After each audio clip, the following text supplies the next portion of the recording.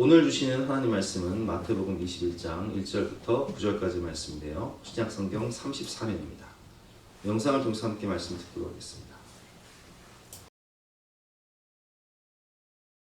제21장. 그들이 예루살렘에 가까이 가서 감람산 벳박에 이르렀을 때 예수께서 두 제자를 보내시며 너희는 맞은편 마을로 가라. 그리하면 곧 매인 나귀와 나귀 새끼가 함께 있는 것을 보리니 풀어 내게로 끌고 오라.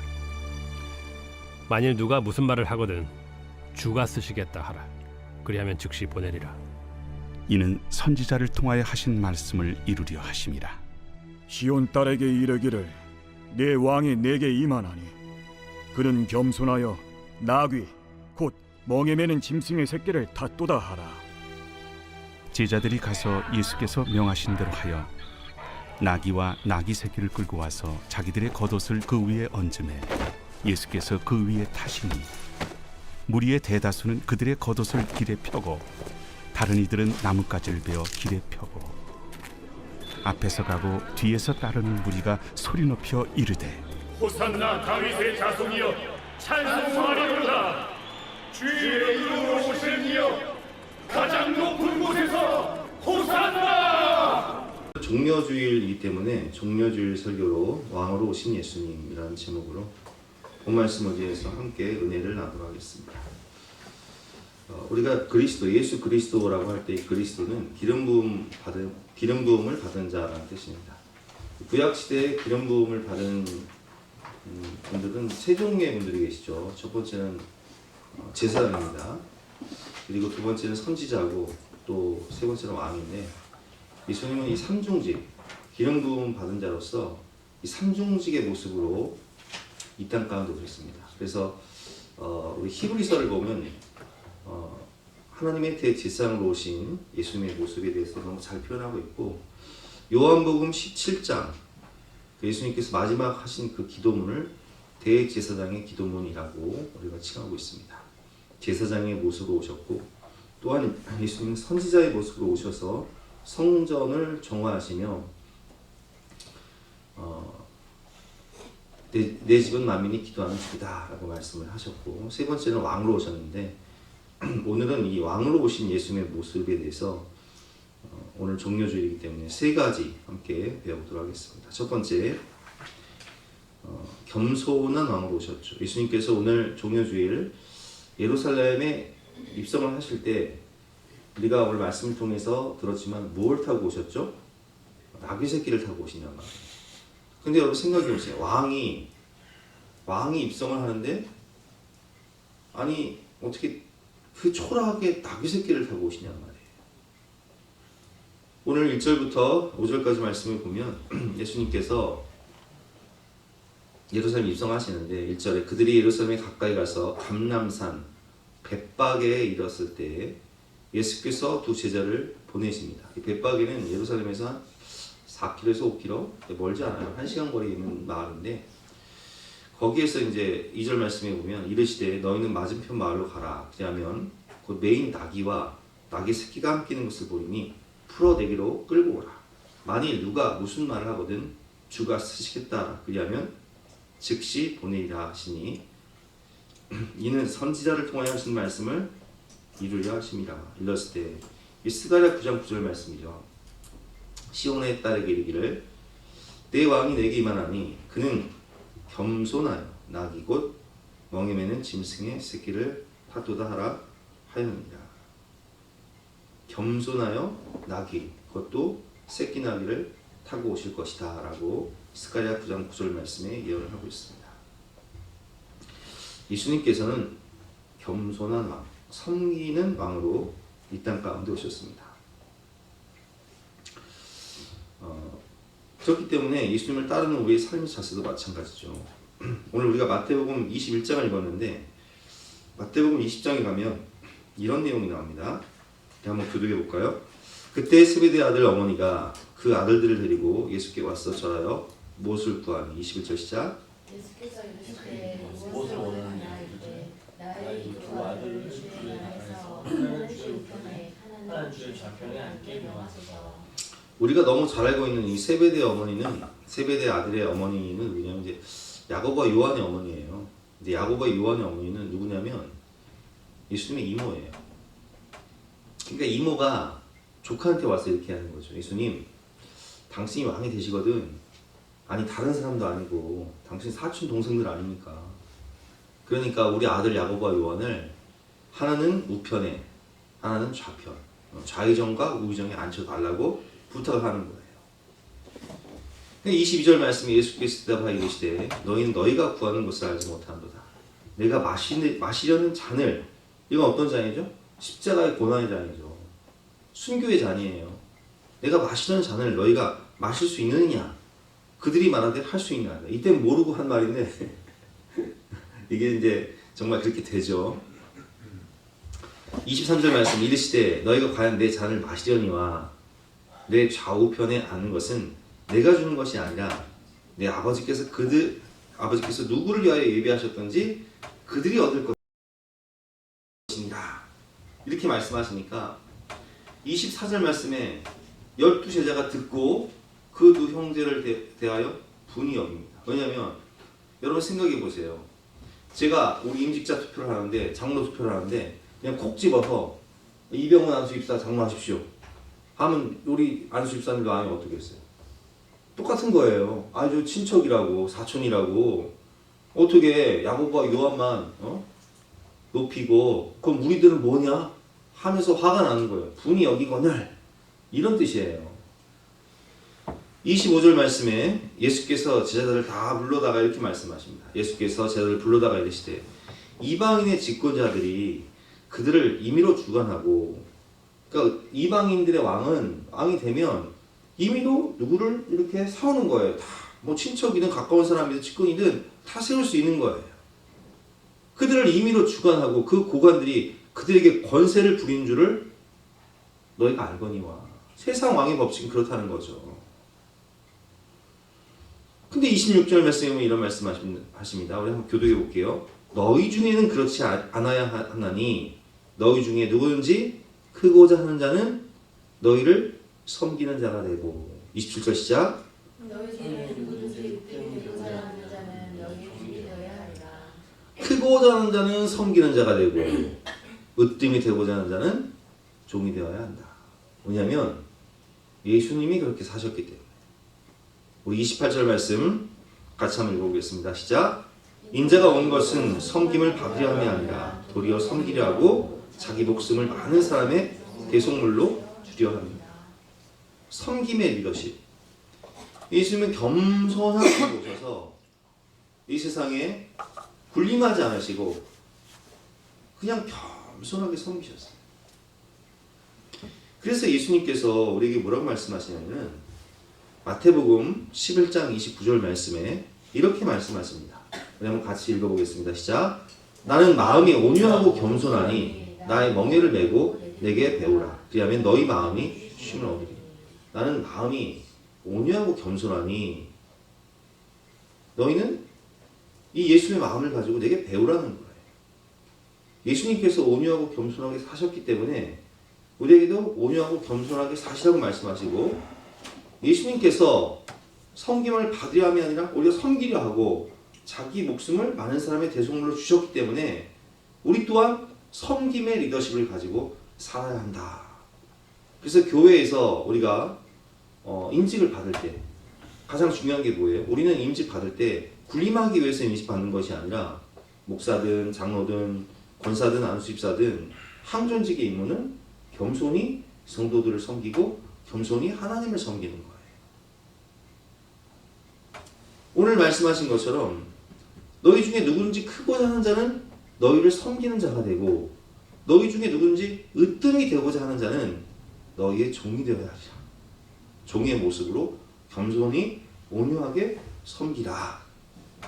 나는 마음이 온유하고 겸손하니 나의 멍에를 메고 내게 배우라. 삶으로 배우라 말씀하시는 거죠. 그렇습니다. 우리에게 필요한 마음은 바로 예수님의 마음입니다. 예수의 마음은 어떤 마음이냐? 빌립보서 2장 3절 말씀 같이 한번 읽어보겠습니다. 시작. 아무 일에든지 다툼이나 허용을 하지 말고 오직 겸손한 마음으로 각각 자기보다 남을 낫게 여기고. 겸손한 마음으로 다른 사람을 나보다 높게 여기라는 거. 저 사람이 나보다 낫지. 근데 저는 습관적으로요. 근데 습관적으로 하는 말이긴 한데 전 진실한 말이거든요. 진실한 말인데, 진실한 고백인데 여러분들이 저보다 낫다고 생각해요. 저는 우리 애들도 저보다 낫다고 생각해요. 뭐 이렇게 인격적으로나 또 생각하는 것, 마음의 씀씀이, 말과 행동, 또 판단하는 것, 이 모든 것들을 나보다 낫네. 나보다 낫다. 네가 나보다 낫다. 우리 애들 네가 아빠보다 낫다. 우리 성도님들 보면, 우리 집사님들, 우리 권사님들 보면 와 나보다 낫다. 전 진짜 그렇게 생각해요. 진짜 그렇게 생각해요. 참 마음이 넓어. 마음이 따뜻해. 우리 성도님 보면 참 마음이 따뜻하고 마음이 넓어. 겸손해. 온유하세요. 그래서 저는 참 제가 어디 가도 우리 동역자님 만나서 자랑을 많이 해요. 우리 성도들 참 자랑을 많이 하고 참 제가 예수사랑교회 담임 목사가 된 것이 참 하나님 은혜고 너무 감사합니다. 그래서 진실한 고백이에요. 남을 나보다 낫게 여기는 거. 하나님 주신 마음이죠. 실제로 제가 뭐 잘난 것도 없고 내세울 것도 없고 하다 보니까 그런 것도 있는 것 같아요. 5절 말씀에 이렇게 말씀하십니다. 너희 안에 이 마음을 품으라. 곧 그리스도 예수의 마음. 예수의 마음은 어떤 마음이라고요? 나는 마음이 온유하고 겸손하니. 온유한 마음, 겸손한 마음. 그럼 예수님께서 얼마나 겸손하셨는지 6절과 7절, 8절 말씀을 교독해 보겠습니다. 그는 근본 하나님의 본체시나 하나님과 동등됨을 취할 것으로 여기지 아니하시고 7절 시작. 오히려 자기를 비워 종의 형체를 가지사 사람들과 같이 되셨고. 여러분 예수님은 근본 하나님의 본체세요. 선지를 창조하신 삼일체 하나님, 역사의 주관자시고 만왕의 왕이 되시고 온 우주 만물을 통치하시는, 그저 말씀만 하시면 법칙이 만들어지는 역사의 주관자 만왕의 왕이신 그 위대하신 하나님의 본체이신 예수님이 어디에 태어나셨어요? 베들레헴 마구간 구유 사람의 모양으로 오셔서 가장 비천한 모습으로 오셨어요. 어떻게 죽으셨어요? 8절 말씀, 사람의 모양으로 나타나사 자기를 낮추시고 죽기까지 복종하셨으니 곧 십자가에 죽으십니다. 비참하게 수치스럽게 우리의 모든 죄짐을 담당하시고 십자가에서 벗은 몸으로 채찍맞아 물과 피를 다 쏟으시며 그렇게 죽으셨단 말이에요. 누구 때문에? 우리 죄 때문에. 이게 예수님의 겸손한 모습이에요. 근데 오늘 예수님께서 우리에게 말씀하시죠. 이 마음을 품으라. 여러분 예수님께서 여러분이 입성하신 것처럼 예수님 종려주를 오늘 우리 마음 가운데 입성하시길 원하시는데 그 예수님께서 오늘 우리에게 뭐라고 말씀하시냐. 이 마음 좀 품어라. 나는 마음이 온유하고 겸손하니. 너희 안에 이 마음을 품어라. 곧 그리스도 예수의 마음이니. 겸손하신 예수님의 마음, 온유하신 예수의 마음을 품으라는 거예요. 근데 여러분 겸손은 너무 힘들어요. 어려워요. 왜냐면 인간 본성이 내가 뭐라고 하나 자랑할 게 있으면 드러내고 싶어. 생색내고 싶어. 그게 인간의 본성이에요. 요만한 거하고 이렇게 크게 내보이고 싶어요. 그래서 우리는 항상 겸손하고 온유하신 이 예수의 마음을 달라고 기도하면서 주님을 따라가야 되는 거예요. 겸손히 주를 섬길 때 괴로운 일이 많으나 구주여 내게 힘주사 잘 감당하게 하여 주시옵소서. 인자한 말을 가지고 사람을 감화시키며 온유하게 살 수 있도록 하나님 저에게 겸손하고 온유한 마음을 주시고 십자가를 바라보며 더욱더 주님을 닮아갈 수 있도록 구주여 내게 힘 주시옵소서. 기도하지 않으면요 불쑥불쑥 교만함이 올라가요. 불쑥불쑥 내 자랑하고 싶은 것들이 올라가요. 불쑥불쑥 거친 마음들이 올라가요. 그렇기 때문에 우리는 항상 십자가를 바라보며 예수의 마음을 달라고 기도해야 돼요. 두 번째 예수님은 어떤 왕으로 오셨습니까? 평화의 왕으로 오셨다는 거예요. 5절 6절 말씀 7절 말씀 시온 딸에게 이르기를 내 왕이 내게 임하나니 그는 겸손하여 낙이 곧 멍에 매는 짐승의 새끼를 탓도다 하라 하였느니라. 제자들이 가서 예수께서 명하신 대로 하여 나귀와 나귀 새끼를 끌고 와서 자기들의 겉옷을 그 위에 얹음에 예수께서 그 위에 타십니다. 예수님께서 왜 평화의 왕으로 오셨습니까? 우리 성경을 보면 전쟁을 상징하는 왕의 모습은 백마를 타고 와요.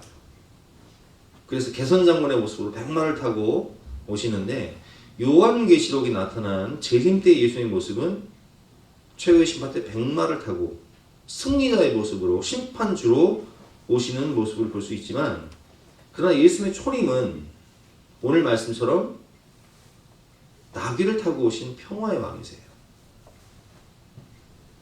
스가랴 9장 9절과 10절 말씀 한번 교독해 보겠습니다. 시온에 따라 크게 기뻐할지어다.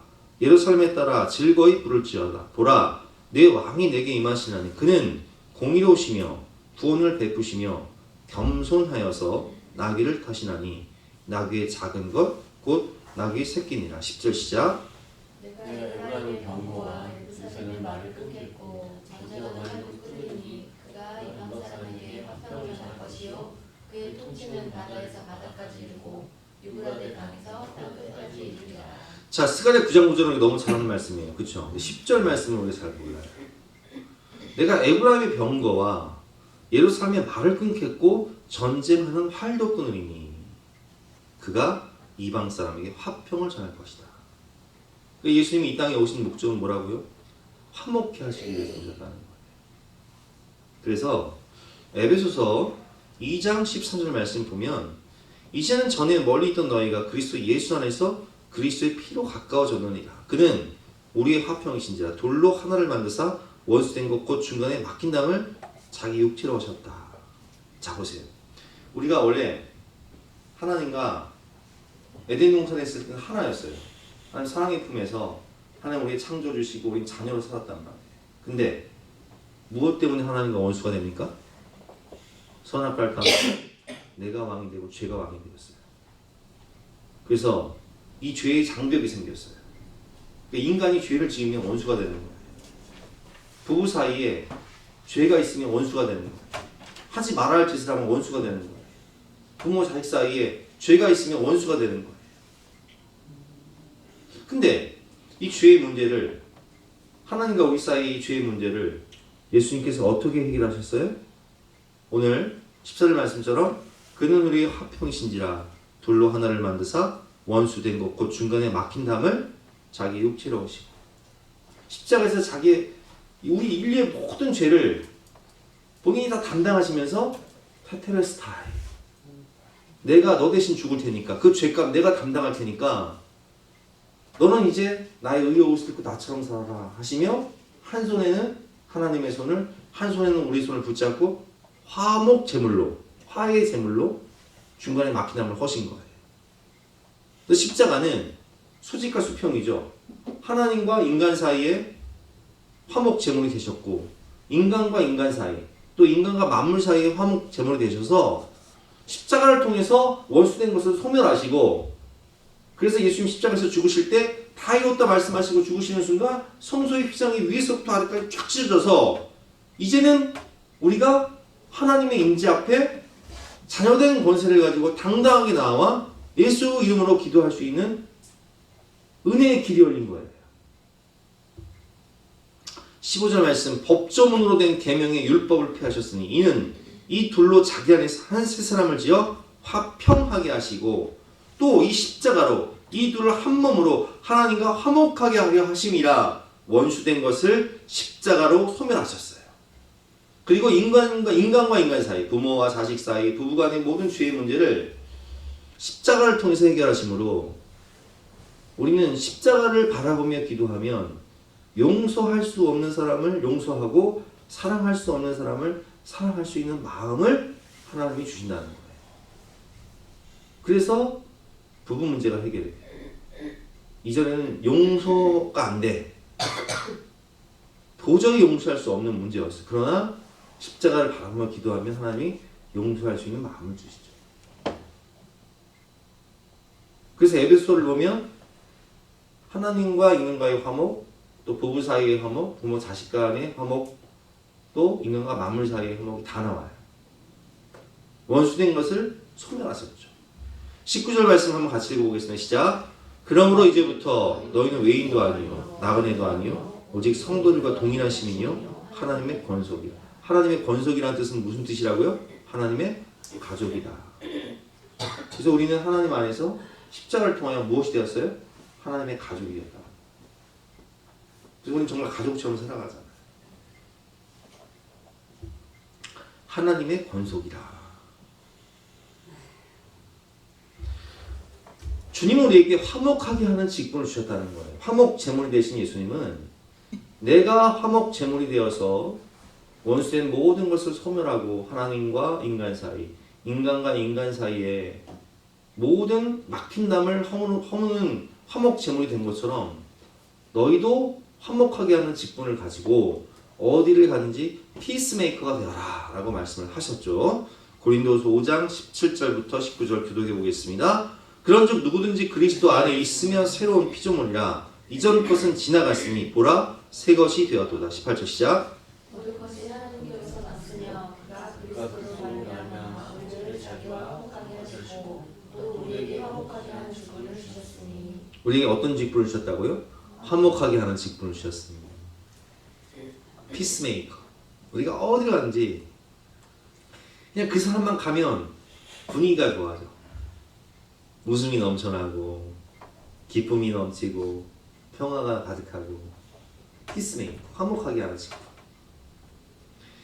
곧 하나님께서 그리스도 안에 계시사 세상을 자기와 화목하게 하시며 그들의 죄를 그들에게 돌리지 아니하시고 화목하게 하는 말씀을 우리에게 부탁하셨습니다.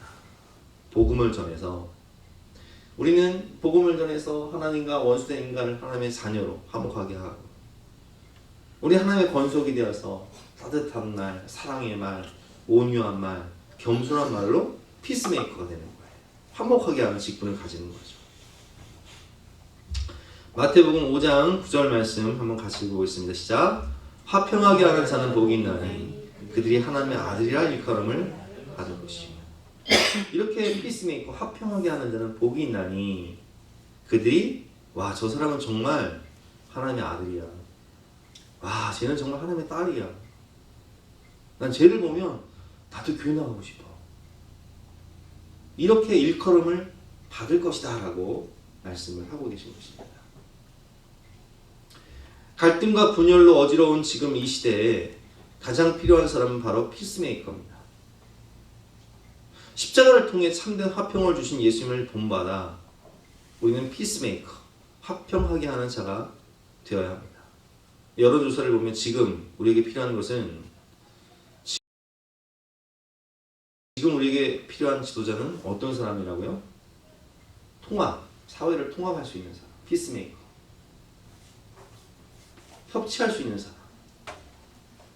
그런 지도자가 나와야 됩니다. 국민 모두가 이걸 열망하고 있어요. 교회도, 가정도, 나라도 피스메이커가 필요해요. 화목하게 하는 사람. 그 사람만 가면 분위기가 좋아지고 웃음이 넘쳐나고 기쁨이 넘쳐나고 뭔가 따뜻해지고. 근데 여러분 이것은요 우리 인간의 의지로 되는 게 아니에요. 하나님이 주신 마음이다. 그러기 위해서는 십자가를 바라보고 기도해야 합니다. 왜냐하면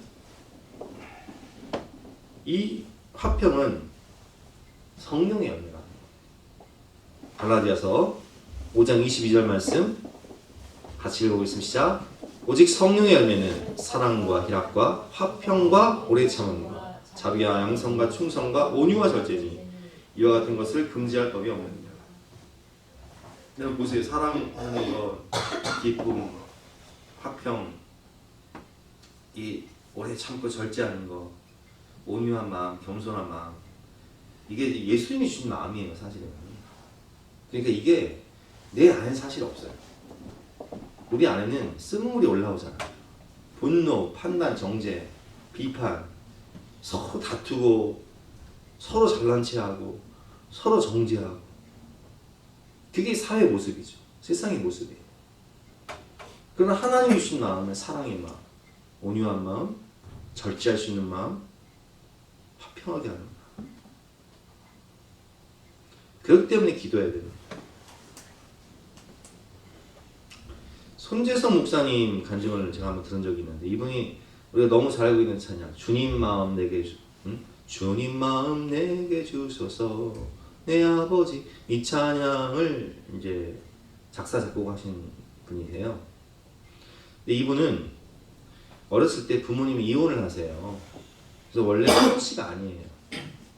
이재민이라는 이름으로 살았는데, 부모님이 이혼하면서 엄마 성을 따라서 손재석이라는 이름을 갖게 됩니다. 그러다 보니까 학교를 다니다가 이름이 바뀌어요.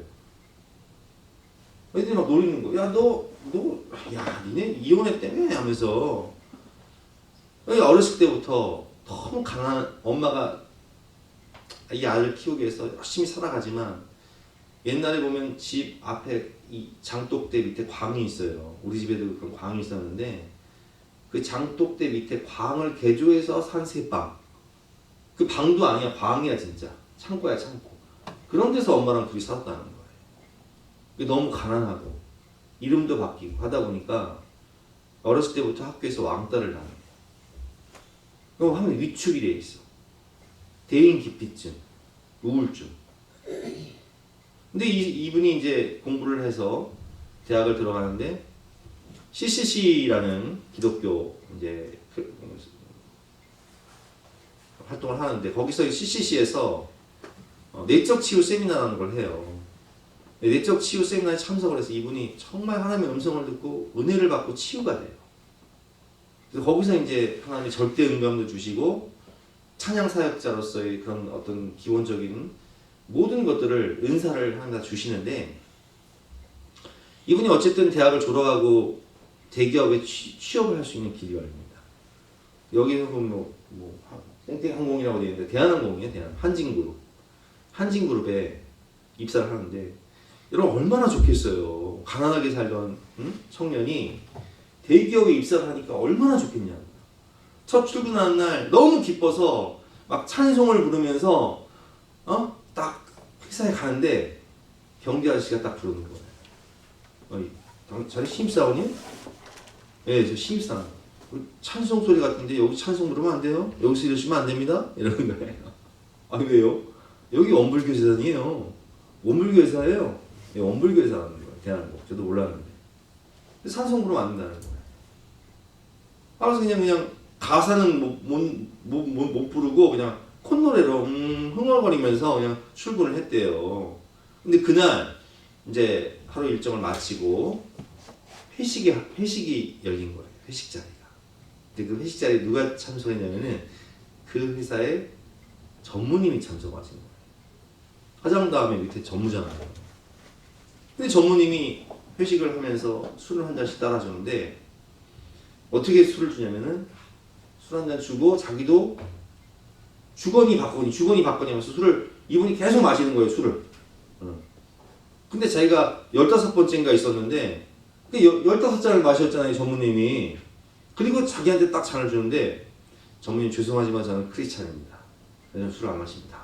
했더니 이 전무님이 다짜고짜 매를 막 사람을 치기 시작하는 거예요. 여러분 생각해 보세요. 아무리 신입사원이지만 인격이 있는데 거기서 그 자리에서 막 매를 맞으니까 얼마나 창피하겠어요. 그러면 간부들이 말려야 되는데, 간부들이 얘를 끌고 나온 거예요. 야 임마, 너 임마 누가 주는 술인데 이걸 안 받아? 너 내일부터 회사 나오지 마. 너 사직서 갖고 와. 그래서 그날로 잘리게 된 거예요. 그래서 회사를 퇴근하고 집에 가는데 한강 다리를 건너는데요, 눈물밖에 안 나. 아니 하나님, 제가 그냥 간 것도 아니고 기도해서 하나님이 가라 하신 곳으로 제가 간 건데, 제가 그리스도인이라는 이유로 술을 안 마셨다는 이유로 이렇게 수치를 당하고 이렇게 멸시를 당하고 이렇게 제가 잘리게 됐습니다. 너무 막 분한 마음에 잠도 안 와. 그래서 이제 그 다음날 사직서를 내러 회사를 딱 갔더니 자네 전무실로 올라가 봐. 전무님이 찾으셔. 그 자신을 구타한 그 전무가 찾는다는 거예요. 올라갔어요. 비서실 8명이 비서실을 지나서 전무실로 딱 가니까 엄청 큰 방에 전무실. 쟤네 앉아봐. 딱 앉으니까 성경책을 한 권 딱 내어드려요. 근데 그 성경책에 뭐라고 써 있냐면 장로 임직. 알고 보니까 이 전무님이 장로였어요. 그게 뭐라고 말하냐? 여보게, 내가 사실은 장로야. 근데 미안하네. 나는 이 회사에 입사해서 30년 가까이 내가 그리스도인이라는 걸 한 번도 밝힌 적이 없어. 그래야 내가 전문까지 오를 수 있었으니까. 왜냐면 원불교 지단이잖아요. 근데 자네는 어떻게 입사한 지 하루 만에 당당하게 그리스도인을 밝히면서 그렇게 수를 거부할 수 있는가? 내가 비록 장로 임직을 받았지만 나는 가짜야. 근데 당신은 진짜야. 내가 당신에게 부탁할 것이 있네. 당신을 내 수행 비서로 승진시켜 줄 테니 나를 진짜 그리스도인으로 좀 만들어줘. 부탁을 하는 거야. 그래서 하루아침에 졸지에 승진해버렸어요. 누구로? 전무님 수행비서. 그래서 매일 예배를 드렸대요. 매일 예배. 여기서 대한항공 신호회가 시작이 됐대요. 알고 보니까 비서 8명이요. 다 교회 다니는 사람이었어요. 그래서 그 예배에 나도 참석하고 싶습니다. 나도 참석하고 싶습니다. 그렇게 해서 시작된 것이 대한항공 신호회고 지금은 엄청나게 부흥을 했다는 거예요. 한 사람이 십자가를 지니까, 한 사람이 겸손하고 온유한 마음으로 화목 제물이 되니까 원불교 재단이었던 그 회사에서 신호회가 막 조직이 되고 부흥하기 시작하는 거예요. 근데 이 전무님은 나중에 이분이 이제 예배를 드리면서 찬양도 하니까 너무 감동이 되는 거예요. 그래서 이렇게 하루는 부르도 돼요. 자네 오늘 업무 끝나고 나 좀 잠깐 보세. 그래서 다시 좀 찾아갔더니 하는 말이, 내가 오늘 예배 시간에 당신 찬양 인도할 때 너무 감동을 받았어. 당신은 찬양 사역자가 되는 게 좋겠어. 공부해. 그래서 그 당시에 2천만 원을 준 거예요. 공부하라. 그래서 미국 유학 갔대요. 그래서 찬양 사역자가 되고 그렇게 많은 찬양들을 만들고 또 목사 안수를 받아서 교회를 개척하고. 여러분, 우리가 생각할 때는 십자가를 지고 내가 억울한 일 당하고 정말 내가 막 분통 터지는 일이 생길 때 들이받을 수 있지만, 내가 겸손하고 온유하게 내가 화목제물이 되어서 살아가니까 하나님이 그 일을 통해서 이렇게 대한항공 신회를 만들게 하시고 찬양사역자가 되게 하시고 목회자가 되게 하시고 교회를 개척할 수 있는 은혜를 주시는 거예요. 제가 아까 뭐라고 말씀드렸죠? 마태복음 5장 9절 말씀 다시 한번 읽어보겠습니다. 시작. 화평하게 하는 자는 복이 있나니 그들이 하나님의 아들이라 일컬음을 받을 것이며. 아멘. 이렇게 화평하게 하는 화목 제물로 살다 보면 많은 사람들이 우리를 통해서 와, 저 사람은 정말 하나님의 아들이다. 저 사람은 정말 하나님의 딸이다. 이렇게 칭함을 받게 하고 하나님의 영광 받으신다는 거예요. 하나님이 크고 은밀한 일을 행하신다는 거예요. 우리 이분이 만드신 보소서 주님 나의 마음은, 사실 우리 안에도 선한 것은 없어요. 근데 우리는 이렇게 기도해야겠죠. 주님, 주님의 마음을 내게 주시옵소서. 겸손하신 마음, 온유하신 마음, 화평하게 하는 그 넓은 마음을 우리에게도 주시옵소서. 우리 함께 찬양하고 기도하는 시간 갖도록 하겠습니다.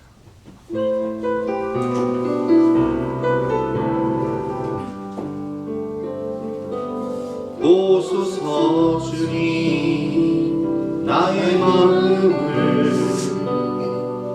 선한 것 하나 없습니다. 그러나 내 모든 것 주께 드립니다. 사랑으로 아르시고 날 새롭게 하소서. 주님만 내게 주소서. 내 아버지 주님만 내게 주소서. 나를 향하신 주님의 뜻이 이루어지도록 주님만 내게 주소서. 내게 사랑을 가르치소서. 당신의 마음으로 용서하게 하소서. 주의 성령 내게 채워서 주의 길 가게 하소서. 주님 당신 마음 주소서. 주의 성령 내게 채워서 주의 길 가게 하소서. 주님 당신 마음 주소서. 주님만 내게 주소서. 내 아버지 주님만 내게 주소서. 나를 향하신 주님의 뜻이 이루어지도록 주님만 내게 주소서. 여러분 이번 주간이 고난주간인데 고난주간 동안 기도하시면서 이 주님의 마음을, 겸손한 마음, 이 온유한 마음, 이 넓은 마음, 이 사랑의 마음을 나에게 좀 달라고 기도하는 한 주간 되시길 바랍니다. 마지막으로는 살리는 왕, 구원의 왕으로 오셨습니다. 8절과 9절 말씀. 무리의 대다수는 그들의 겉옷을 길에 펴고 다른 이들은 나뭇가지를 베어 길에 펴고 앞에서 가고 뒤에서 따르는 무리가 소리 높여 이르되 호산나 다윗의 자손이여 찬송하리로다. 주의 이름으로 오시는 이여 가장 높은 곳에서 호산나 하더라. 예수님 왕으로 오셨는데 예수님은 살리는 인생을 사셨던 구원의 왕, 살리는 왕으로 오셨습니다. 요한복음 5장 21절 말씀에 이렇게 말씀하십니다. 아버지께서 죽은 자들을 일으켜 살리심 같이 아들도 자기가 원하는 자들을 살리느니라. 예수님은 이 땅을 구원하시기 위해서 오셨죠. 예수님의 이름의 뜻은 이는 그가 자기 백성을 그들의 죄에서 구원할 자이심이라. 그리고 요한복음 5장 20절 말씀처럼 아들도 자기가 원하는 자를 살리느니라 말씀하시며 우리를 사망에서 생명으로 옮겨주셨고 예수를 믿고 복음을 듣는 자는 살아나게 되는 거예요. 예수님은 십자가에서 죽으시는 순간까지 그 강도를 구원하시지 않습니까? 마지막 숨을 거두시는 순간까지 살리는 인생을 사셨다는 거예요. 그래도 예수님처럼 우리도 살리는 인생을 살아야 됩니다. 성경을 보면 살리는 인생이 있고 죽이는 인생이 있어요. 요셉은 살리는 인생을 살았죠. 그래서 가족들을 살려요. 집안을 살려요. 나라를 살려요. 근데 바로는 어때요? 바로 근처에 있으면 다 죽어. 장자의 죽음. 온 나라가 초상집이 돼요. 그리고 바로 따라갔다가 어떻게 돼요? 홍해에서 다 수장돼요. 어떤 인생이? 죽이는 인생이에요. 여러분 우리 가정, 우리 집안을 봐도요. 이 살리는 사람이 있고 죽이는 사람이 있습니다. 다 아시죠? 제가 기말 안 해도 살리는 사람이 있고 죽이는 사람이 있어요. 그 사람 때문에 그 집안이 살아. 그 집안이 다 구원받아. 기도의 사람, 성령의 사람, 사랑의 사람, 믿음의 사람. 근데 그 사람만 가면 그냥 집이 망해버려. 다 거덜내고 가정을 생적으로 만들고. 성경의 바울은 원래 죽이는 인생이었어요. 예수 믿는 사람을 잡아 죽이는 인생이었어요. 근데 변화가 돼. 예수 만났어요. 어떻게 변화돼? 살리는 인생으로. 교회를 개척하고 전도하고 선교하고, 그리고 사도행전 27장을 보면 바울 때문에 마침내 다 살려요. 276명이 다 살아나요. 마침내 다 구조됩니다. 죽이는 인생에서 살리는 인생으로 변화가 돼요. 우리는 요셉처럼 가족과 집안을 살리고 민족과 나라를 살리는 인생을 살아야 됩니다. 우리는 바울처럼 변화돼요. 죽이고 멸망시키는 인생에서 내가 가는 그곳마다 마침내 다 살리는 그런 인생으로 변화돼야 돼요. 우리는 예수님처럼 마지막 순간까지도 한 사람이라도 살리는 그런 인생, 복음을 전하고 살리는 인생을 살아야 됩니다. 오늘 결론입니다. 예루살렘의 왕으로 입성하신 예수님은 오늘 우리 마음에 입성하기를 원하십니다.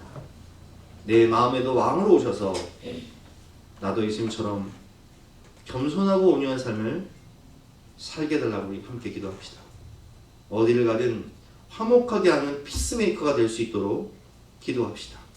소중한 영혼을 살리는 인생이 되게 해달라고 함께 찬양하고 기도할 때 예수님 내 마음에 왕으로 오셔서 나를 다스려 주시고 통치하여 주시옵소서. 우리 함께 찬송하고 기도하도록 하겠습니다.